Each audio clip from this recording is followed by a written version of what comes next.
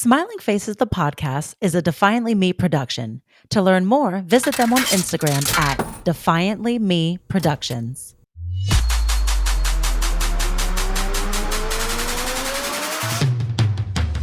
Welcome back to Smiling Faces, the podcast. I'm Mike Bryant. And I'm Victoria Dunn, and we are executive producers of Smiling Faces, our hit show about two girls who discover they are dating the same guy while working at a toxically positive spin studio. On this podcast, we provide you unfiltered conversations and answer the question, instead of self-care, why not revenge? I do like a good revenge, not gonna lie. Yeah, big fan. My petty works that way.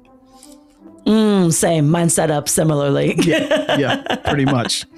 So sure. I feel like we kind of have to like address the elephant in the room. So out the gate. You want to say something? You like how do you want to play this? Yeah, I think it's very obvious to those listening that we're missing a voice from the podcast here. Mm-hmm. Jess Anguiano is no longer a part of Smiling Faces. I think it was a long conversation that I think came to the point of us realizing that we all have love for each other. We're all friends, but those are very different than a working relationship. And I think we realized that, it's hard to get people that have the same type of work style to all gel together. And we realized that ours don't completely mesh the way that we would have hoped. And I think, it got glaring. And so we had a tough conversation, but we still love her. I just saw her the other day. But she won't be on Smiling Faces, the project anymore. And so we won't be hearing her on the podcast either. Yeah, still got love for Jess, but sometimes working relationships, when you start working with other people, you start to see how other people work. And sometimes that doesn't work, it doesn't vibe with everybody, it doesn't gel. And when you're working on a project like this, where we're going to be attached to each other and we see each other a lot, we're going to be around each other a lot. Sometimes a working relationship can become more complicated than it really needs to be. And then it starts to affect the project.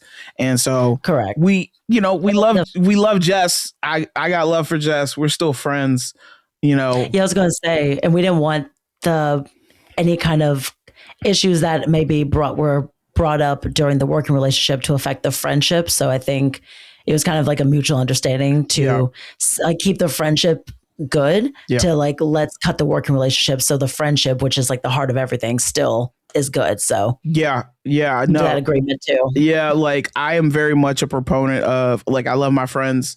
I'm a huge I love all my friends. Sometimes I maybe to a fault. I love my friends, and sometimes things don't work out.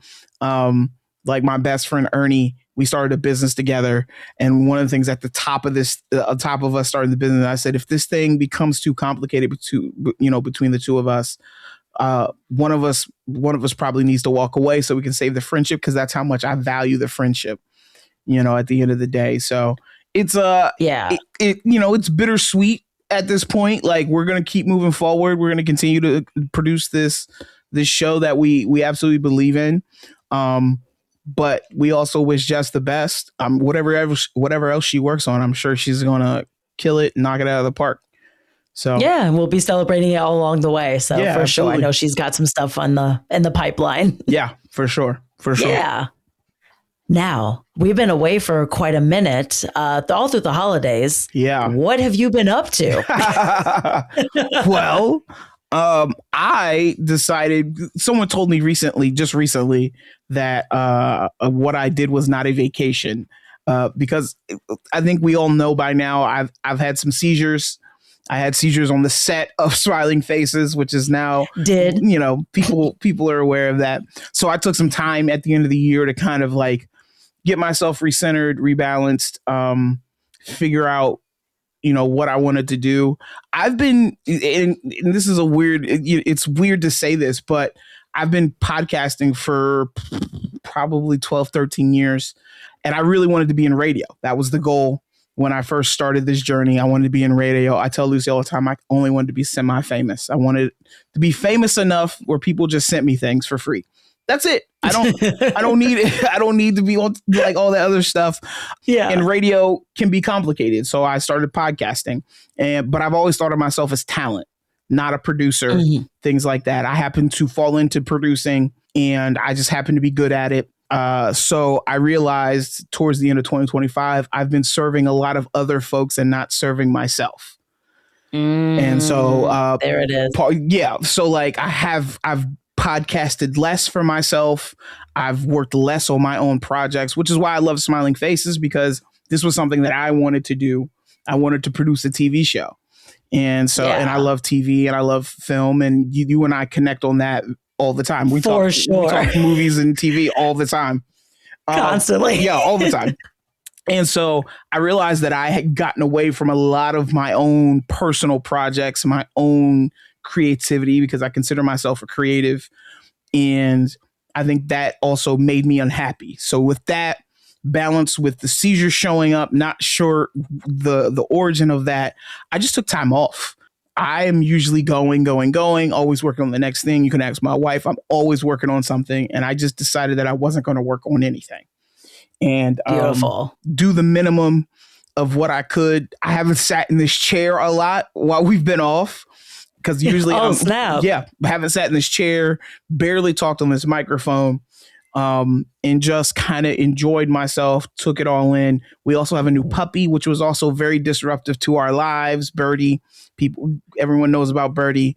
Exactly. And so it was my time to really like focusing on me, take a break, not feel obligated to come sit here in front of the computer and either produce a show, be on with somebody, or editing a show, all that stuff like that. So that's kind of what I've been doing, kind of just being low key, all that stuff like that.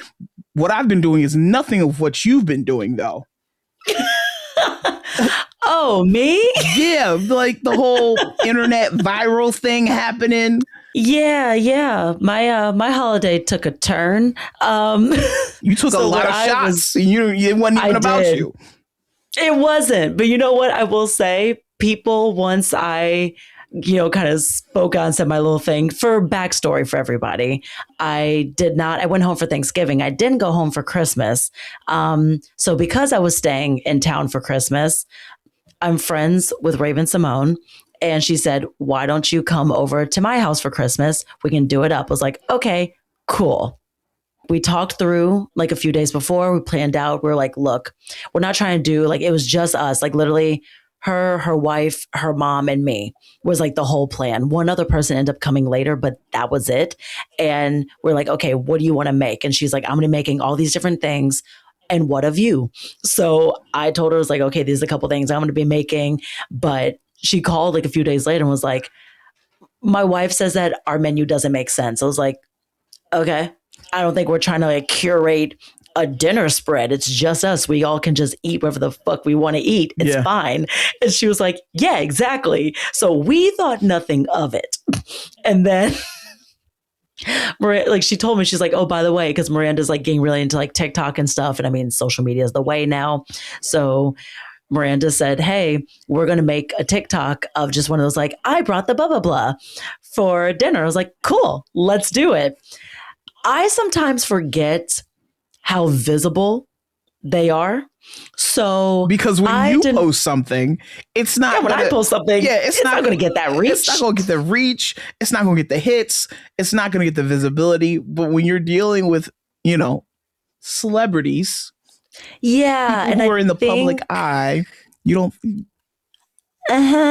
Kind of forgot. So when we did our little video, I didn't do some of the final presentations of things. So like I made a tofu that was very maligned. I will say I made it for Thanksgiving and it was delicious, but no one else seemed to think that on paper the way it looked seemed right, because I didn't finish. I didn't take out the cloves afterwards. I didn't drizzle the glaze. Like I presented just like, yep, I opened up the dish and here it is. So we did that video. You didn't even post on TikTok. Didn't even zhuzh it up. They didn't. Nope. No. Gave it nothing extra. Nothing extra. And then I think my other big mistake, because I am vegan, was I said, it's vegan. And I realized in hindsight, shut the fuck up.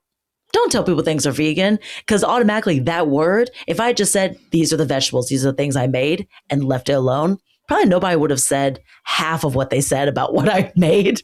But because I established that I was vegan, everyone was like, what? Yeah. Which was tough. So it ended up going viral. Everyone started commenting on their TikTok. It got widespread. It got, oh my gosh, I think like couple million Crazy. views. It got big. And then the Shade Room picked it up. Ooh. And so then it got even bigger. They did their rebuttal video of like, look, we agree, we didn't do a nice presentation of things. So I did a little video too, just to be like, I more so made fun of it, like the whole virality of it happening. So it was great. I just took screenshots of all the things people said. A lot of it was like, I want nothing from Vicky, which I will say I hate being called Vicky. So that was the biggest thing for me. Like that was the worst part. The thing is you're just catching strays. That's the thing. I was. Like you're an innocent bystander. You just got invited to dinner. That was what. Yes. That's what happened. And I want to be very clear. Like you just got invited to dinner by one of your friends. It doesn't matter that it's Raven Simone and her wife, right? Right. She's your friend. You went over for food. But I think you're right. I think you were doomed as soon as it was like vegan friend. And I was like, that was the one. That was especially because I said my collard greens were vegan, and everyone was like, "They're vegetables. Why do you have to say they're vegan? What makes them vegan?" I was like, "You clearly didn't grow up in the South. You didn't put no fat back in this, no pork, right? Nothing. Southerners put that in everything, like pork and bacon, all this kind of stuff." So I'm like, just say you didn't grow up in the South. It's okay, right? Because that's why I just specify that they're vegan. But so I will say, people once the reaction that I got versus I think what they get is so starkly different. I don't know how they handle it, because they were like, oh my gosh, I'm so sorry you're dealing with the backlash of this. But you know what made me sad was they were like, well, hopefully you don't get death threats. And I was like, death threats? Death threats. That's crazy. Over collard greens? Like I was like shocked, which I kind of didn't have the heart to say I didn't get death threats. Actually, once I posted my little video making fun of like, man, people are coming for me.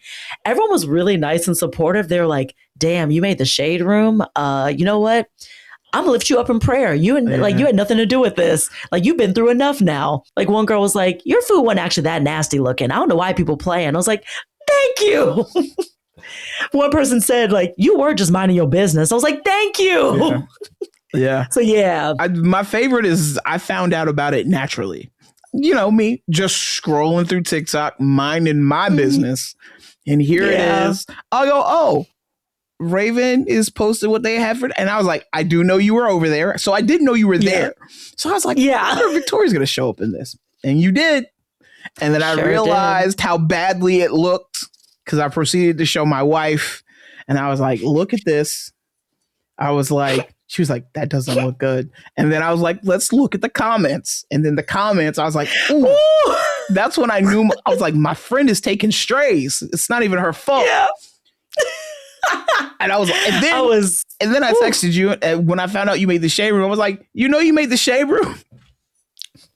Listen, terrible. Like because of it was tough. Like just from association with her lately, I've been getting a lot of messages of, hey, you were on the Shade Room. Why were you on Hollywood Unlocked? You've been on this. I'm like, oh, yeah. So now we're more mindful of the things that we post together. And then now, like when we go out in public more now, because sometimes we've hung out, there's been like paparazzi and stuff. So can you talk about, like, I texted you because I saw a video of someone looking like they're stalking you, Raven, and Miranda. And I'm like, I texted you, I was like, this is weird. Yeah, it was very weird because we were just minding our business, then looked up and saw like a big expensive camera just pointed at us. And I was like, okay. And so it's kind of like you try and act normal, but also it's weird because like I know they're not there for me. Right. So like it so it's kind of like, okay. So I just keep on like shopping, acting like life is normal. Yeah. But after that, I think the next week she was like, maybe we try with our outfits next next week. And I was like, yeah, I'm going to put in more effort just to not look crazy. which is wild that you can't even hang out with her and leave your house. Just, you were like, I'm going to have a lazy Sunday. I'm not putting no effort in. You can't do that now. Can't do it, which that's just like a small sliver of what you were talking about of like, you don't want to be the level of, you just want to be the level of famous where it's just like they send you stuff. Yeah. Like that, her level of you literally can't go anywhere without people stopping you and doing everything. I don't need that. Seems exhausting. Yeah, I don't need that in my life. I don't need that. When I tell people I just want to be semi-famous, they're like, what exactly does that mean? I was like, I don't want people following me. I don't want a Hollywood tour outside my house. I don't need any of those things happening to me. But if you want to send me, I don't know, the early edition of your wine line, send that to me. Yeah. When Beyonce was sending out all those Adidas tracksuits. A PR kit. Yeah. Would love a PR I'll take kit. all of those things. For sure. I'm a video game guy. If you want to send me the video game early, I'll take all of those things. But being tracked down at the farmer's market when I'm just with my wife trying to pick out a banana or an onion or a tomato, that's a little much for me.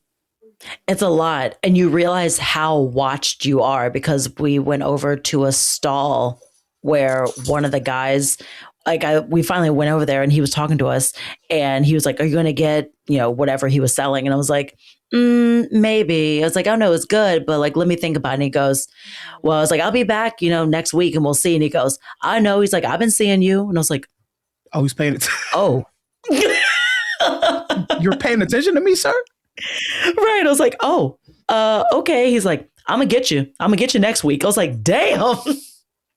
But he's been well aware that we've been coming frequently. So I was like, okay, been watched, didn't realize it. It's weird. That's wild. Yeah. But it's weird to see it as like, because it's not like I'm searching for Raven and what they're doing. It just pops up. Correct. And I'm like, it's just weird because then I see you and I'm like, yeah, just casually there, which has brought more people out of, because I think only like a small, because I don't talk about it a lot. So like a lot of people didn't know I was friends with her, but now like, because we had like a reconnection. And so now that we're like hanging out more frequently again, it's having like people randomly DMing me and texting me and be like, wait, you know her? Can you get her? I'm like, oh no, this is why I don't tell people. This is how it starts. Because then the favors, the questions of favors start up of, can you have her come to this thing for me and this thing? And I'm like, no, I'm not her handler. Like, that's my friend. It's weird. Like, this is why I don't tell you hoes this. This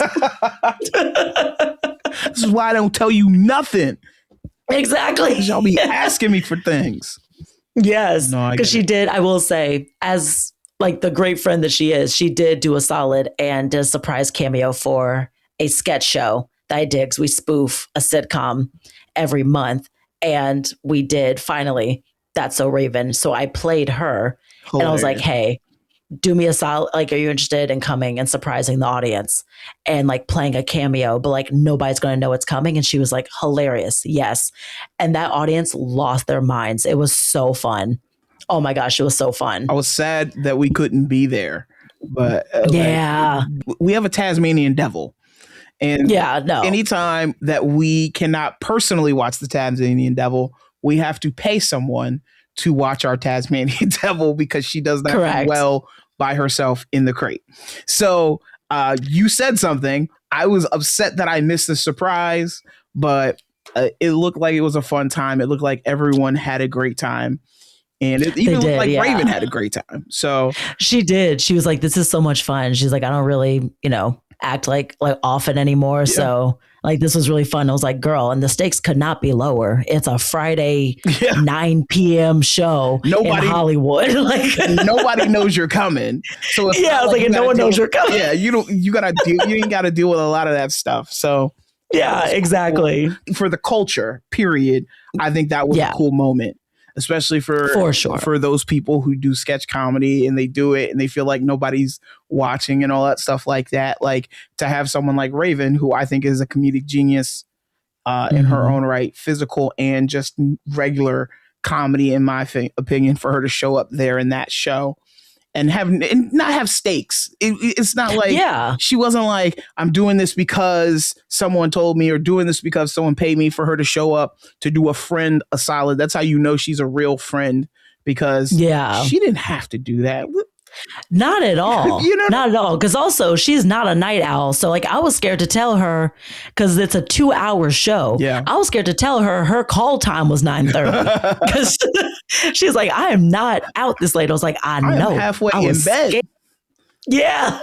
And I knew she was going to be early. And she was. I was like, I gave you your call time so I could hide you from the audience. Yeah. This is a Black show. We don't start on time. So I didn't want people to see you come in. Yeah. I said 9:30 for a reason. For a reason, yeah. Showed up 15 minutes early. She's like, I'm here. I was like, Well, she's in show business. If you're not early, you're late. Like, trust me, I know that. That was one of the first things my broadcasting teacher told me. He was like, if you're not early, you're late. So always show up early. And I was like, got it. So yep. And I mean, she's had that rule instilled in her since she was 3. So yeah, professional. And I love that. But no, you've been busy, man. Yeah. I think that teaching work, did some rewrites, again, because I clearly can't stop doing that. I think every time I feel like every pass I look at stuff over and over again, then I'm like, oh, I could simplify the way I'm writing this. The scene descriptions are so long, but I'm like, I just want them to see it. And I'm like, you don't have to do all that. Yeah. So now I've like learned how to trim it more and more. So like every time I did another pass of just like one specific scene of tweaking stuff. But yeah, busy. Yeah. Busy. I think people really want to know what the status of the show is. So, where are we at? Like, I think the last thing we really talked about, and this really wasn't supposed to be this long. This was supposed to be a quick episode. A quick update. Yeah. But I think people really want to know, like, we shot scenes. And, I think people really want to know what's the next step. We've shot scenes for our crowdfunding campaign that we're going to be putting together very soon, that a lot of people will see. Hopefully a lot of people will see. A whole lot of people will take, I don't even know, pity. We'll be like, you know what? These guys are great. They're trying hard. Yeah. They're creatives. Let me drop a little coin for them. We're also going to be appreciating that too. But exactly. What's the status? Where are we at this point? Yeah, I would say, obviously we had to do a little bit of a changing of the guards. So we had to, kind of tweak some stuff there. But there is another producer that I know and love who is joining the team, Tara Malenfant. She's super talented. So she's joining on. She's got amazing experience. I acted in a short that she helped produce previously, but we actually met at speaking of toxic places, a toxic women's only like social club, working as like people there. But she's super talented. So she's joining the team. She's like really tapped in to, I think, the industry and like what's going on there. Her dad is a screenwriter. She loves film and everything as much as we do. She just went to Sundance, and she went to some workshops there. So she's going to tell me the stuff that she learned at Sundance, which is super awesome. And we're actually, because we got, I think, some fun other things or people attached to the project. So now it's weighing the option with them of the route we want to go. Again, I feel like it's gone back and forth of web series, pilot, web series. But I think having like which avenue is the best way to go, because I think there's pros and cons for both. So we're going to see if it's just like full blown producing out the full web series, or I think with the people along the way that are attached, whether it makes sense to just focus on the pilot and see what feelers come from that. Because I think that actually is more fruitful at this point. I know I've gone direction of just make everything yourself and full web series and blah, blah. But I think there's so many film series, and because everything's leaning so much into independent now, I think it's safe and fair to try to make the pilot, which is essentially the first 3 episodes, merged together and then get those around the festival circuit. I mean, South by has a pilot thing, so I think it can work for both. It can go into pilot submissions for film festivals once it's shot, and then we can still have it broken up and do the first 3 episodes and give however many episodes need to be for, like, I don't know. Well, ABFF, I think, also has pilot, they have pilot and web series. So I'd have to decide like which would be the best way. But shooting the pilot first, which will cover the first 3 episodes, and see like the festival circuit first. So that's the plan. So getting Tara onboarded and then getting the ducks in the row to do the crowdfunding for the pilot. Yeah. So, yeah. Yeah. I mean, the train doesn't stop. It's slowed a little bit, but we keep moving forward. We're not the only ones that change about how we want to do it. I feel like this is pretty common. Projects changing. Yeah. Hey, we're going to do it this way. Oh, you know what? We're going to pivot and do it this way. And so I'm really good about the team that we're putting together. I feel really good about that. And Tara's coming on, who I think is going to be a great asset to us. I think she will vibe with our working dynamic that you and I have established. And that's, to me, I'm excited for what's next. For a guy who's taken a break, it's been interesting to jump back into my normal schedule. So I'm excited for what's next, and hopefully everyone else is. How we're moving forward.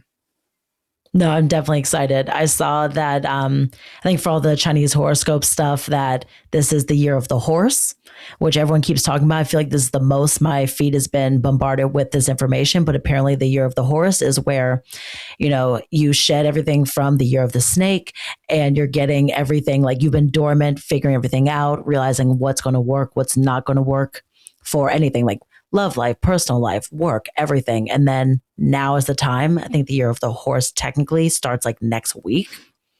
And that's where everything like hits the ground running, and your dreams and things you've been working on get actualized. So I'm excited for the year of the horse. This is it. Same.